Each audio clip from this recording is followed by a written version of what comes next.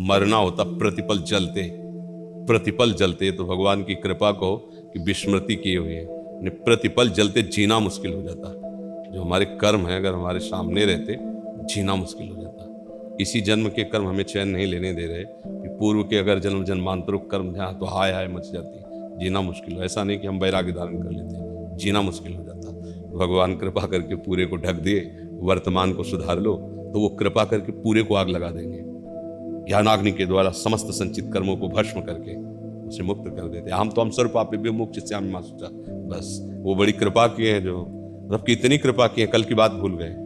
अगर हमको याद रहे कि हमने क्या कर्म किए, हमें क्या दंड मिला, हमें क्या क्या भुगतना है, होश खराब हो, भयभीत हो जाओगे, कांप जाओगे, मतलब दिमाग काम नहीं करेगा। सोचो माँ के गर्भ में रहे, वो कष्ट अगर हम भूल ना पाते तो हमारी क्या हालत होती। भगवान ने निकलते ही भुला दिया। माँ के गर्भ में रहे ना, हाथों की झिल्ली में लिपटी हुई, कैसे कैसे हम रहे, मतलब कितना कष्टप्रद स्थान है वो। हम वहाँ रहे ना, भगवान ने भुला दिया। कितना अच्छा कि अगर वो आभास हो, वो कष्ट, तो उसको कैसी दशा हो, कैसे कैसे हम कष्टों से गुजर के आए, हुआ वो भुलवा दिया।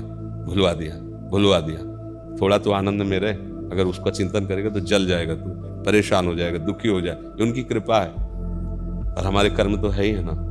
तो विचार करके हम इसे विचार के द्वारा कि शुभ और अशुभ दोनों कर्म हमारे जमा है, उसी से मिश्रित के शरीर मिला है, अब इससे छूटना है, इससे छूटना है, इस प्रपंच से छूटना है। और मुझे बार बार भगवत स्मरण करना है, प्रभु की शरण में हो जाना है, होश में कर्म करने, कोई गलत कर्म ना हो जाए। इससे सब समान हो जाएगा, उधर भी नष्ट हो जाएगा, आगे का निष्फल हो जाएगा, प्रारब्ध निष्प्रभावित हो जाएगा और भगवत प्राप्त हो जाएगा। अगर शुभ भी बच्चा तो भोगना पड़ेगा, अशुभ बच्चा तो भोगना पड़ेगा। शुभ अशुभ दोनों नष्ट हो गए तो भगवत प्राप्त हो जाता है। समझ रहे?